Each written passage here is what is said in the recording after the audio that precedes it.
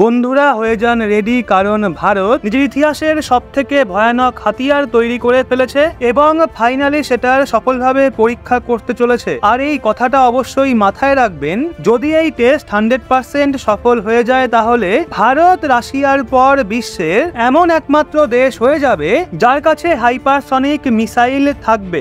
এমনকি আপনারা জেনে অবাক হবেন, আমেরিকা এবং চীন ওই সমস্ত হাইপারসনিক মিসাইলের টেস্ট করেছে বিগত কিছু বছরে, কিন্তু দুই দেশই ব্যর্থ হয়েছে। দুই দেশেরই মিসাইল টেস্ট সফল হয়নি। এক্ষেত্রে যদি ভারত নিজের এই টেস্ট সফলভাবে সম্পন্ন করতে পারে, নিজেদের সমস্ত প্যারামিটার অ্যাচিভ করতে পারে, তো এর সাথে ভারত বিশ্বের দ্বিতীয় সবচেয়ে বড় হাইপারসনিক মহাশক্তি হয়ে উঠবে। আর এটা কতটা বড় ব্যাপার, এটা এর থেকে আন্দাজ করুন। এখন 2024-এর জুন মাস চলছে, আর আজ অবধি এই পৃথিবীতে এমন কোনো দেশ তৈরি হয়নি যার কাছে এমন টেকনোলজি বা এমন ডিফেন্স সিস্টেম মজুত রয়েছে যা এই হাইপারসনিক মিসাইলকে আটকাতে পারবে। মানে হাইপারসনিক মিসাইল এক প্রকার ব্রহ্মাস্ত্র, যেটা একবার ছেড়ে দিলে আটকানো আর অসম্ভব। মানে এটা একটা এমন মিসাইল, প্রথমে তো আপনি এর ব্যাপারে কিছু জানতেই পারবেন না, কোন দিক দিয়ে এটা কোন ট্র্যাজেক্টরি থেকে আসছে। কিন্তু যদি আপনার কাছে ভগবানের দেওয়া শক্তি থাকে আর আপনি এটার খোঁজ পেয়ে যান যে ভারতের ছাড়া হাইপারসনিক মিসাইল কোন দিক থেকে আসছে, কত গতিতে আসছে, তখনও কিন্তু আপনি এটাকে আটকাতে পারবেন না। এমনকি আমেরিকার কাছেও এমন টেকনোলজি নেই যার মাধ্যমে তারা হাইপারসনিক মিসাইলকে আটকাতে পারবে। তো এরকমটা কেন হয়? কারণ হাইপারসনিক মিসাইলে দুটো বিশেষত্ব রয়েছে। এক তো গতি, এটা শব্দের গতিবেগের থেকেও 5 গুণ বেশি গতিতে চলে। দ্বিতীয় বিশেষত্ব, যদি আপনি মিসাইলের খোঁজও পেয়ে যান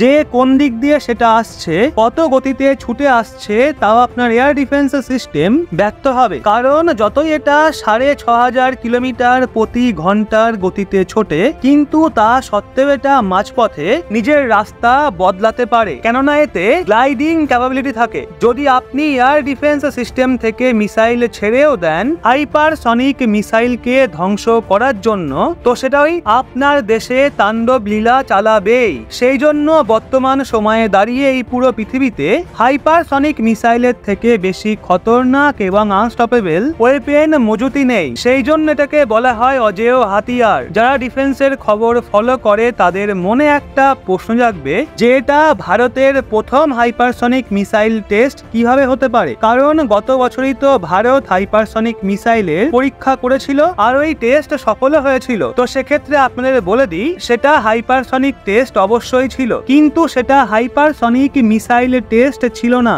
সেটা একটা HSTDV ছিল, মানে হাইপারসনিক টেস্ট ডেমনস্ট্রেশন ভেহিকেল। মানে আমাদের যে হাইপারসনিক টেকনোলজি রয়েছে সেইটাকে টেস্ট করার জন্য ওটা এক ধরনের ভেহিকেল ছিল, এক ধরনের ট্রান্সপোর্ট সিস্টেম ছিল।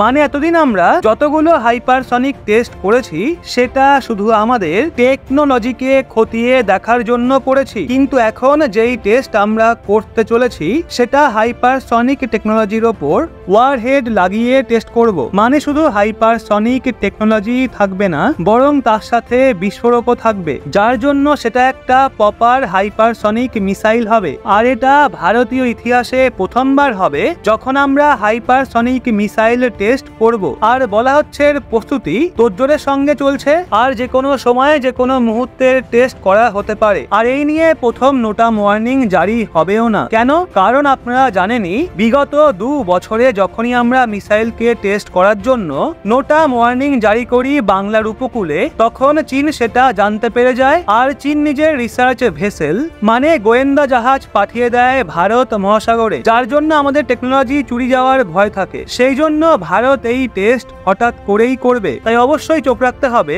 রহস্য বাংলার পর্দায়। যখনই এই নিয়ে কোনো আপডেট বেরিয়ে আসবে তখনই সঙ্গে সঙ্গে আপনাদের সামনে এনে হাজির করব। তো ভারতের এমন কারনামার জন্য গর্বিত হলে অবশ্যই ভিডিওটা লাইক করে আপনার বন্ধু বান্ধবদেরকেও শেয়ার করবেন।